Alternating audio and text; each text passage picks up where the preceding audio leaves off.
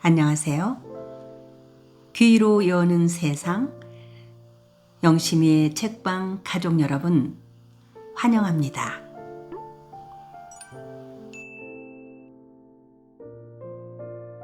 오늘의 작품은 문순태 작가의 타오르는 강, 함께 감상하시겠습니다. 타오르는 강,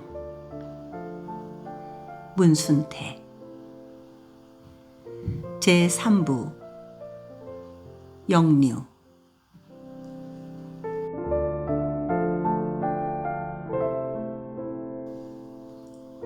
덕배가 집을 나서자 문치걸이 배웅차 따라 나서며 말했다. 어슴어슴 날이 어둡기 시작했다.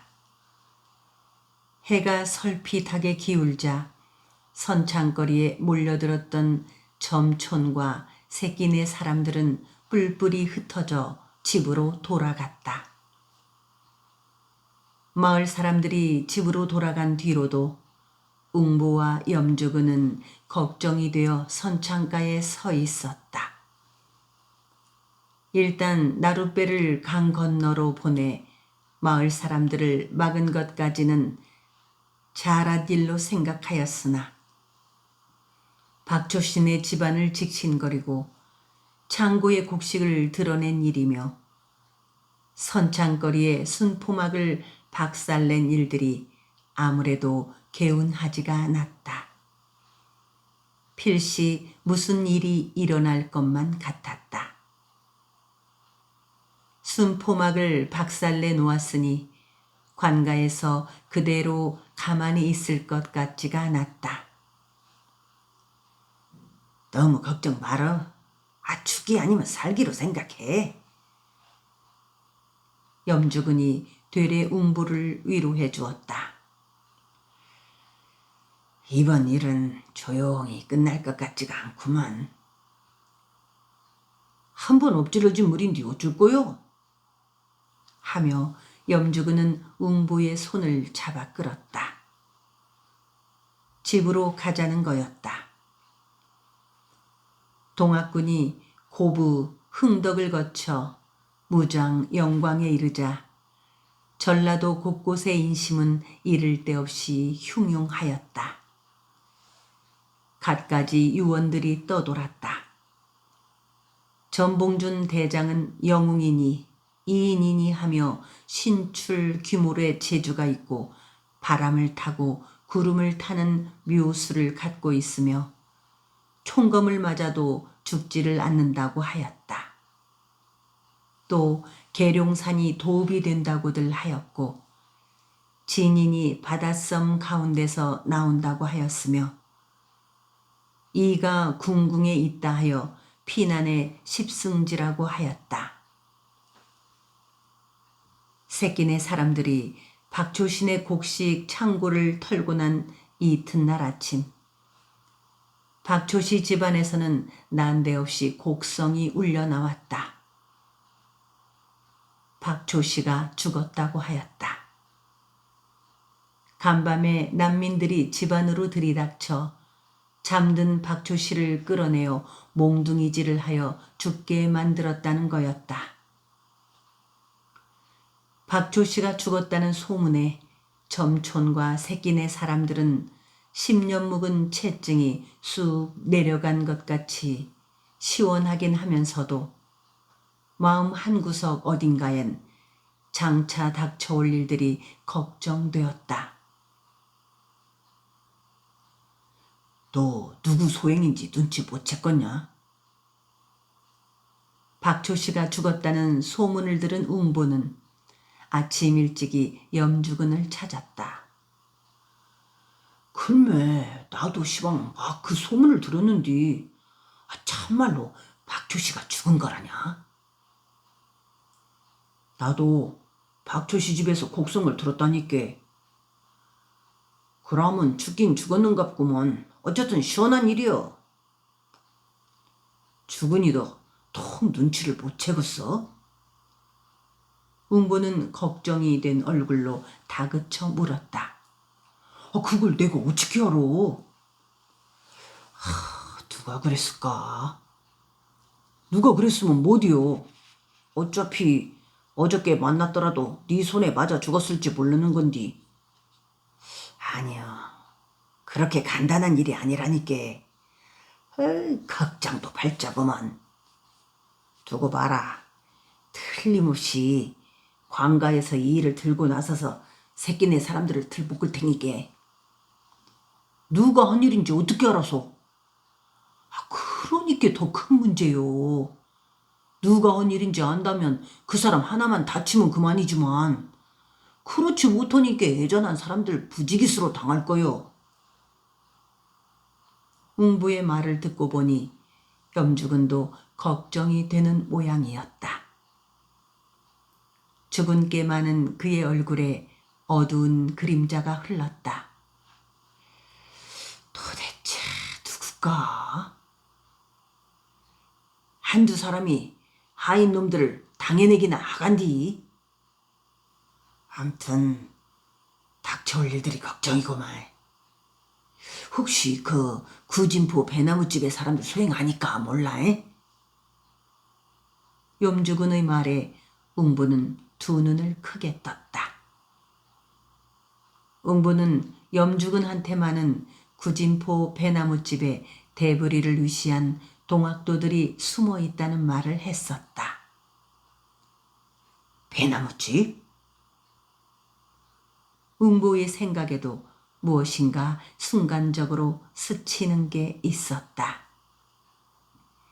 그는 그 길로 강을 건너 배나무집으로 달려갔다.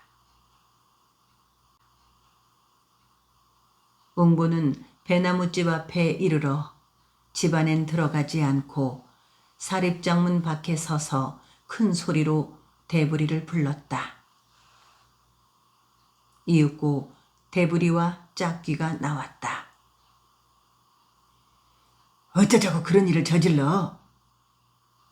하고 화가 치받는 목소리로 말했다. 대부리는 뜨악해 하는 얼굴로 웅부를 쳐다볼 뿐이었다. 너들 땜시 시방 발칵 뒤집혔단 말이야. 어쩌자고 앞뒤 가리지 않고 그런 일을 저질러? 아니 형님, 무슨 말씀드려요? 무슨 속인지 통 모르겠네요. 대부리도 답답한 얼굴이었다. 간밤에 박초 씨를 죽이고도 모른 척이냐? 웅부가 큰 소리를 내질렀다. 아니, 그게 무슨 소리요? 박초 씨를 우리가 죽였다고요? 동학배 짓이 아니고 누구 짓이란 말이냐? 관가에서 마을 사람들을 그냥 놔둘 것 같으냐? 형님, 잘못 알으셨어요. 간밤에 우리는 꼼짝도 않고 집에 있었어요.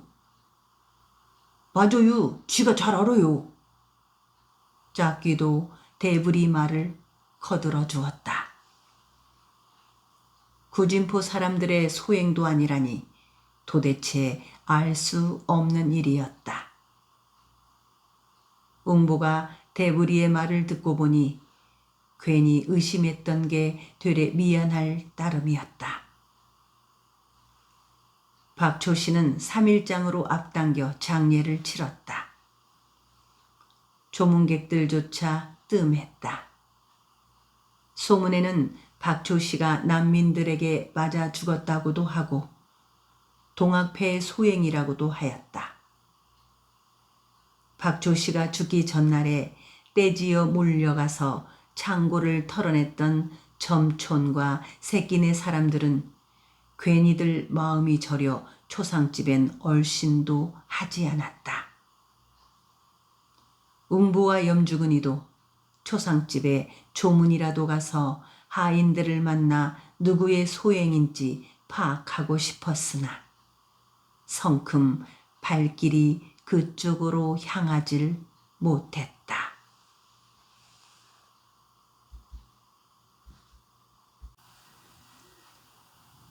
박초씨 장례를 치른 다음 날 아침, 아니나 다를까 관가에서 나졸들이 새끼 내에 들이닥쳤다.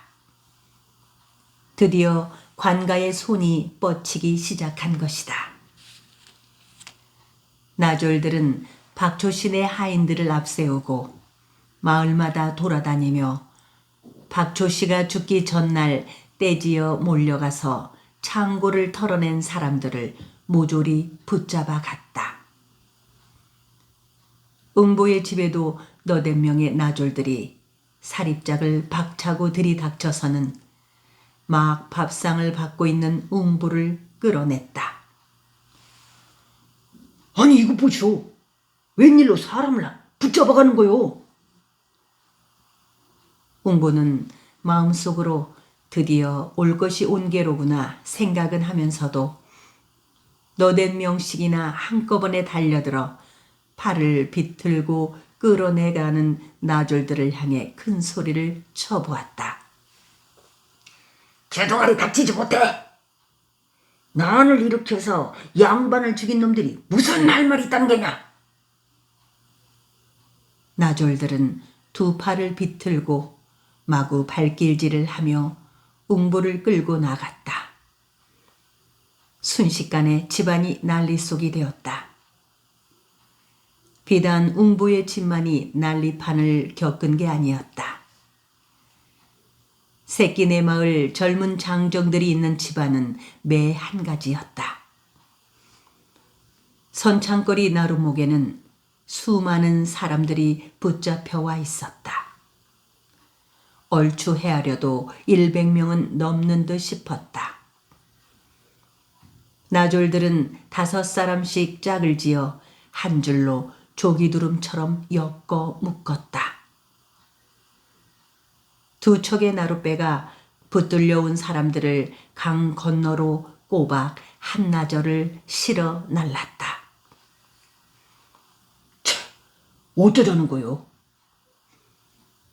묶인 채 나룻배 오기를 기다리고 있던 그들은 저마다 한마디씩 혼잣말처럼 내쏘았다. 두고 봐야지. 이 많은 사람들을 어쩌자는 건지 모르겠네요. 이번엔 선순이 그냥 되돌려 보낼 것 같지가 않구만. 그렇다고 우리가 무슨 역적질이라도 효과인지 이렇게 오랏줄로 꽁꽁 묶어간단 말이오?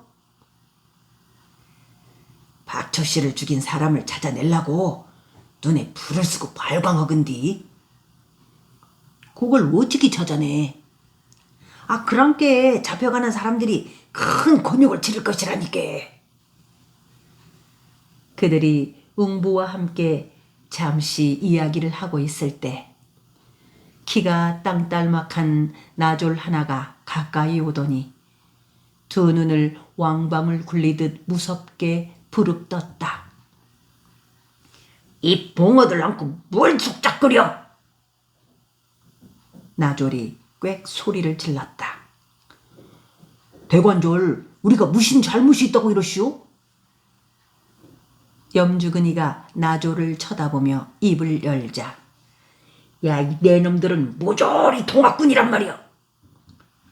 하고 흰자위가 가득한 눈으로 염주근이를 노려보았다. 뭐요? 동학군이라고 쇼? 잠자코 있던 판쇠가 펄쩍 뛰었다. 그래, 동학군이란 말이야. 이봅쇼, 벼락 맞을 소리 그만하쇼. 요즘 세상에 난리를 일으키고 양반을 때려 죽인 놈들이 동학군이 아니고 뭐란 말이야. 나졸은 이내 그들을 일으켜 나룻배에 타도록 하였다. 새끼내에서 붙들려온 그들은 해가 설핏해서야 나주 관아 동원뜰하게 꿇어 엎드렸다. 동원마루 중앙에선 사또가 몽당 빗자루 같은 팔자 수염을 쓰다듬고 좌우에 육방 이속들이 쭉 늘어서 있었다. 주동자가 어느 놈이냐? 사또의 녹이 뗀 소리에 이어 카랑카랑한 목소리에 통인이 다시 한번 되뇌었다. 뜰하게 꿇어 엎드린 사람들은 아무도 고개를 들지 못했다. 어느 놈이 주동을 했느냐? 사또가 개하를 노려보며 버럭 소리를 지르다. 사또께서 어느 놈이 주동을 했느냐고 묻고 계신다. 하고 다시 통인이 받았다. 뜰악에선 숨소리도 들리지 않는다. 관아에 끌려오기 전까지만 해도 모두들 당당하고 두려움 없는 얼굴들이었으나 막상 동원 뜰악에 꿇어 엎드린 몸이 되자 고개조차 바로 들지 못하는 것이었다. 여보라, 무엇들을 하고 있는 게냐? 노기가 머리 끝까지 치다른 사또는 좌우를 둘러보며 마구 손을 휘젓는다. 내 기어코 입을 열게 하고야 말겠다. 여보라, 저자들 중에서 나이가 제일 많은 놈을 끌어내어 형틀에 묵도록 하라. 사또의 명이 떨어지자 사령 나졸들은 우르르 점촌과 새끼네 사람들이 엎드려 있는 사이로 쏟아져 내려와서 고개를 쳐들게 하였다. 붙들려온 새끼네 사람들 중에서는 칠복이 영감이 나이가 가장 많았다. 환갑을 1년 앞두고 있었다. 일어서! 나졸 하나가 칠복이 영감 가까이 오더니 방망이 끝으로 그의 턱을 들어 올리고 나서 쏘아댔다. 이놈의 영감태기가 어서 일어서라니까! 나졸이 꽤 고함을 질러서야 칠복이 영감은 고개를 빳빳하게 쳐들어 동원마루를 쏘아보며 천천히 일어섰다. 나졸은 칠복이 영감의 오라를 풀어 동원 계단 앞으로 끌고 갔다. 나이를 몇이나 처먹었느냐? 사또가 물었다. 사또께서 나이를 묻고 계신다. 통인의 말이 떨어져서야 칠복이 영감은 허리를 쭉 펴고 다시 고개를 쳐들었다. 내년이 감년이요. 그 영감탱이 치둥아리를 한번 벌려봐라. 그러자 나졸이 끝이 뭉뚱한 방망이 끝을 칠복이 영감의 입에 가져다 대며 입을 벌리라고 하였다. 마지못해 입을 쩍 벌렸다. 입속으로 석양이 가득 괴어들었다. 아직은 이가 성하구나. 아무나 실토를 할 때까지 곤장을 쳐라. 사또의 명이 떨어지자 나졸들은 칠복이 영감을 형틀에 묶었다. 그는 얼굴빛 하나 흐트리지 않고 나졸들이 하는 대로 따랐다. 개하에 엎딘 새끼네 사람들은 모두 고개를 들어 형틀에 묶인 칠복이 영감 쪽을 보았다. 철푸덕! 곤장질하는 소리가 웅보의 가슴을 쳤다. 철푸덕! 철푸덕! 곤장질 소리가 들릴 때마다 웅보는 마치 자기 자신이 맞고 있기라도 하는 것처럼 온몸을 비비 틀었다. 주모자가 나설 때까지 매우 쳐라. 사또의 목소리가 동원 앞드락을 죄 흔들었다. 처음 얼마가는 조용히 입을 다물고 있던 칠복이 영감도 이젠 아픔을 참지 못해 신음을 연발하였다. 안 되겠다.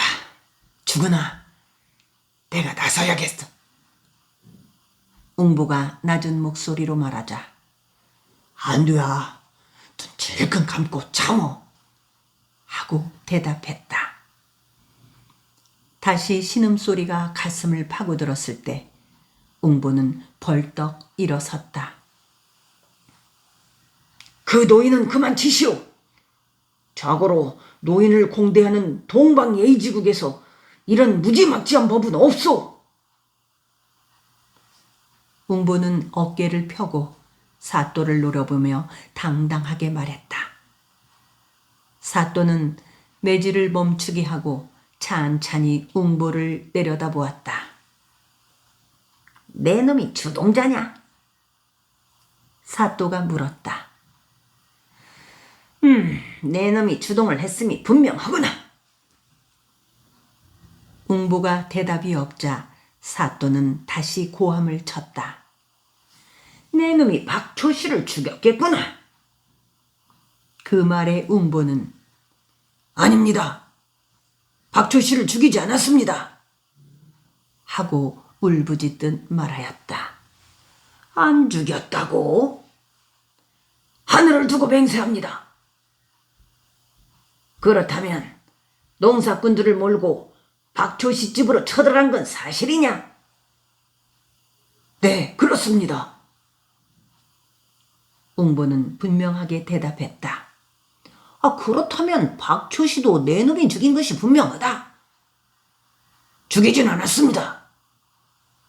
내 놈이 농사꾼들을 끌고 가 박초씨 집으로 쳐들어갔다면서? 그건 그렇습니다. 그러니까 내가 주모자가 분명하렸다. 네. 웅보는 힘없이 대답하였다. 여봐라, 저놈을 형틀에 묶고 나머지는 모두 옥에 쳐 넣어라. 사또의 호령이 떨어졌다. 그 순간 염주근이 벌떡 일어섰다. 사또 나으리, 주모자는 접니다요. 제가 주모자입니다요. 염주근은 똑바로 고개를 들어 동원마루를 올려다보며 말했다. 웅보가 힐끗 염주근을 돌아다 보았다. 내 놈이 주동자라고? 그렇습니다요. 제가 주동자입니다요.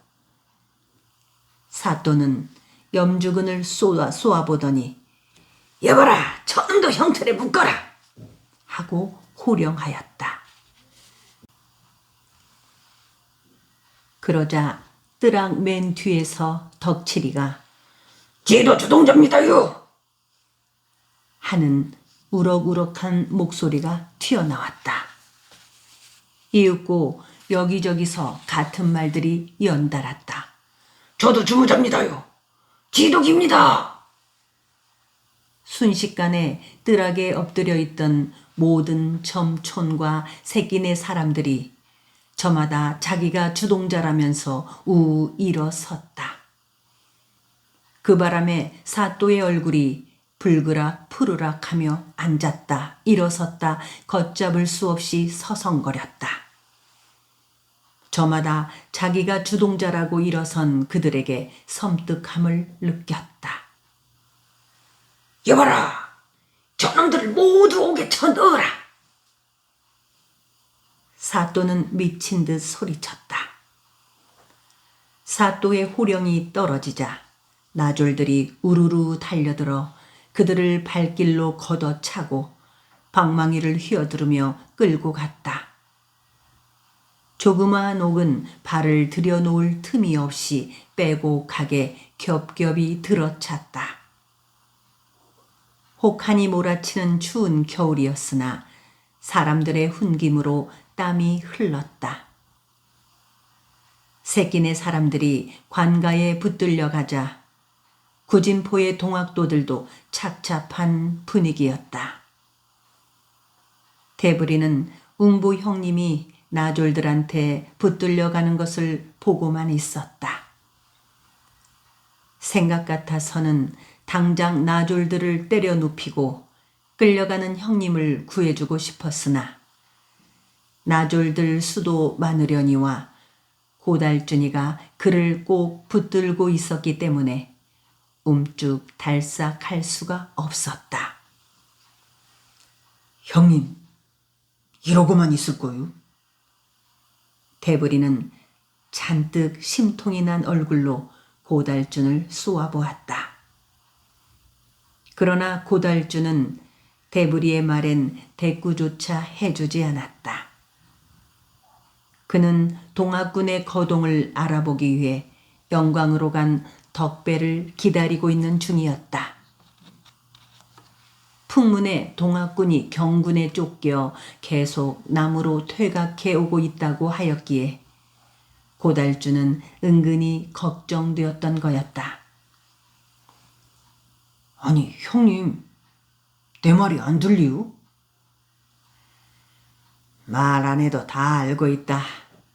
하나, 계란으로 바위를 치기제. 우린들 어쩌자는 게냐? 고달주는 답답한 얼굴로 대부리를 마주 보았다. 나주성은 방비가 이만저만 튼튼하지 않고 관속들 숫자도 엄청난디. 우리 몇 사람으로서는 당해낼 수가 없다는 것을 너도 잘 알면서 그러나. 정 그러시면 저 혼자서라도 야음의 관할을 덮쳐서 형님을 구해오겠어요. 내 명대로 살려거든 좀 참고 있어. 그래, 끌려간 그 많은 사람들은 죽든 살든 내 형 구해올 생각만 하느냐. 고달준의 따끔한 나무람에 대부리는 풀이 죽어 고개를 떨구어 버렸다. 영광에 온 동학군이라도 이쪽으로 좀 몰려왔으면 좋겠는데. 짝귀의 이 같은 말에 대부리는 번쩍 고개를 들어 고달준을 쳐다보았다. 형님, 좋은 수가 있네요. 동학군들을 이리로 오라고 하지요. 지가 당장 영광으로 뛰어가서 기 교장님을 만나 뵙고 말씀드리겠어요. 대부리는 당장 영광으로 달려가기라도 할 기세였다. 그러나 조용히 있지 못해 하는 고달준의 환한 목소리에 쩔금 고개를 꿍겨 박아버렸다. 영광에 갔던 덕배가 돌아왔다. 어째 우리도 합세를 하기로 했어? 문치걸이 다급하게 묻는 말에 김덕배는 심통사나운 눈으로 문치걸을 쏘아보더니 아무 소리 말고 엎드려 있으라고 하더라 하였다. 덕배가 돌아오기만을 기다리던 배나무집 도인들은 맥이 빠진 얼굴들이었다.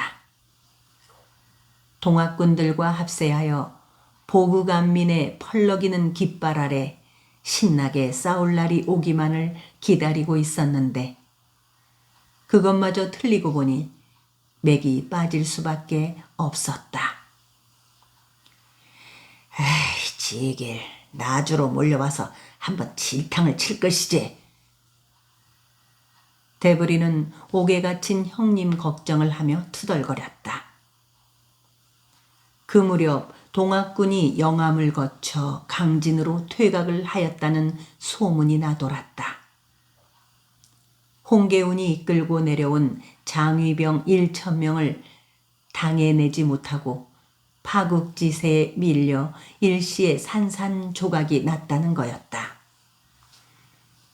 동학군이 고부, 흥덕, 무장을 함락하고 영광까지 쳐내려왔을 때까지만 해도 백성들은 새 세상이 오는가 싶어 들뜬 마음을 걷잡지 못하였는데 동학군이 경군을 당해내지 못하고 산산조각이 나고 말았다는 풍문이 나돌자 당장 심드렁해졌다. 가족이 옥에 갇힌 새끼네 사람들도 은근히 동학이 물밀듯 쳐 올라와 나주성을 함락시켜 주기만을 바라고 있는 터에 홍계운의 장위병을 맞아 패주를 거듭하고 있다니 크게 낙담하지 않을 수 없었다. 우리 복에 무신 난리여. 옥에 갇힌 사람들만 불쌍하게 됐단께. 신출귀물 한다는 전봉준도 양총 앞에서는 꼼짝 못하는구먼.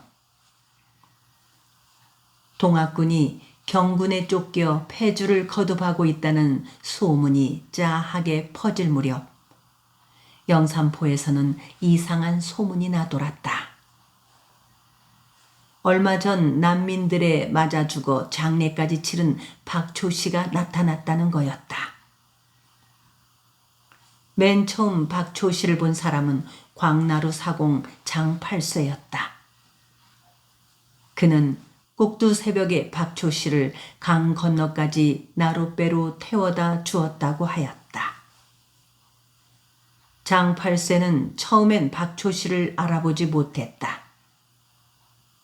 나룻배가 나루를 떠날 때까지만 해도 어슴어슴 안개 같은 어둠이 강물 위에 10개 깔려 있었고 또 점잖게 차려입은 어느 늙은이가 고개를 깊숙이 숙이고 있었기 때문에 전혀 누구인가를 알아볼 수가 없었다.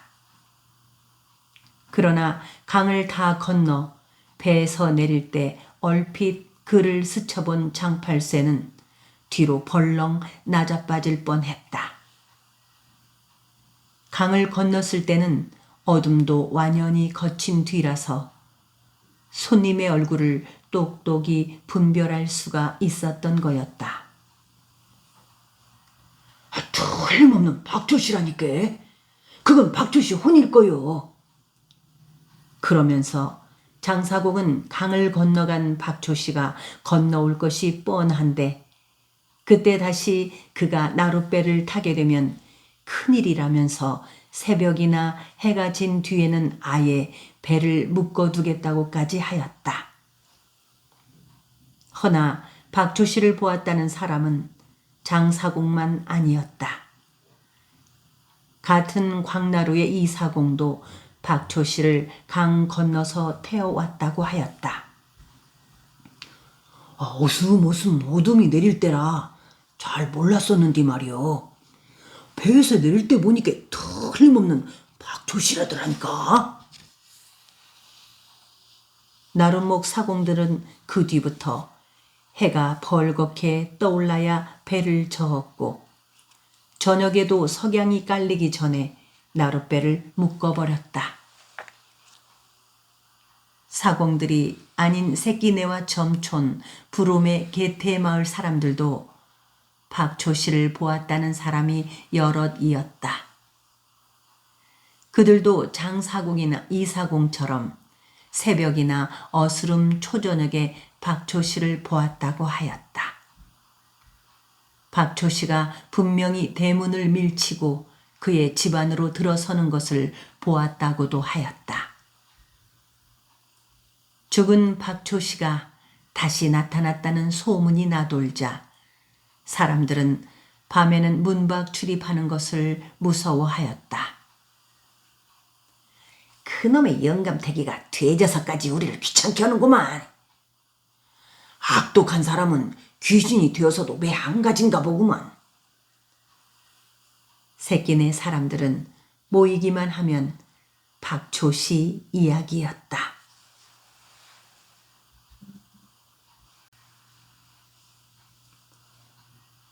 영산강의 배들이 다시 들락거리기 시작했다. 추위와 굶주림에 움츠려들었던 새끼네도 봄이 완연하게 무르익었다.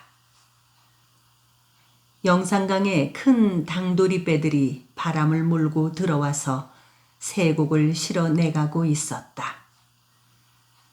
새끼네 사람들은 봄이 오자 한시름 놓은 듯 싶었다. 긴긴 겨울 굶기를 밥 먹듯 하며 우거지국으로 가까스로 연명을 해온 그들이었다. 이젠 다시 나무 껍질, 풀잎이라도 뜯어먹게 되었으니 다행한 일이 아닐 수 없었다. 한겨울 굶어 죽지 않고 누렇게 뜬 얼굴로 봄을 맞은 새끼네 사람들은 농사를 서둘렀다. 허나 어처구니 없게 조세 독촉관 전성창에게 토지를 빼앗겨버린 농부들은 삽을 들고 들에 나가서도 핏기 없는 얼굴로 하염없이 하늘 끝만 쳐다보았다.